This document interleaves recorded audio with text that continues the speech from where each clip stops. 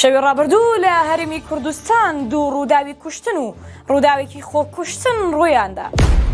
سڵاوتان لەبێت، من سیڤەر مەلاستارم.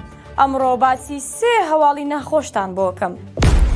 شەوی ڕابردوو لە ناحیەتێکی سەر بە قەزای چەمچەماڵ کێشێکی کۆمەڵاتی لە نێوان ماڵە خەزوورێک و زاوایەک ڕوویدا و لە ئەنجامدا ئەم گەنجە کە ناوی ئالان تاڵبە و تەمەنی 23 ساڵە کوژرا.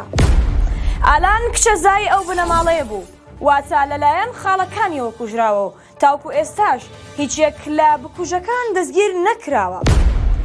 ڕمەک ڕەمەزان قایمقامی قەزای چەمچەماڵ بە پایتەخت میدیای ڕاگەیان.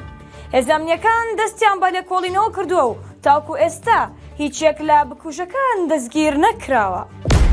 شەوی ڕابردوو هەر لە سلێمانی ڕووداوێکی تری کوشتن هەبووە. ئەم گەنجە ناوی زێدان عەزیزە و کارمەندی کۆماندۆ بووە. بە گوتەی خێزانەکەی لە کاتی ئەرکەکەی لەلایەن هاوڕەکەیەوە بە هەڵە کوژراوە. ئەمەش لە کاتێکدا کە 7 مانگە دەستی بەدەوام کردو و کۆماندۆ هیچ موچێکی پێنەداوە. زێدان خێزاندار بووە و خاوەنی 2 منداڵە.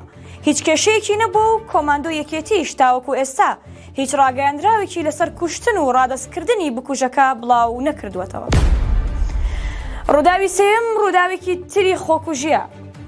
لە ئیدارەی سەرباخۆی سۆران کە دوێنێ شەوتەرمی کچێک بە ناوی ڕۆژان ئەدریس عومەر گەیەندراوەتە نەخۆشخانەی فریاکەوتنی سۆران و پۆلیسی سۆران بە پایتەخت میدیای گوت.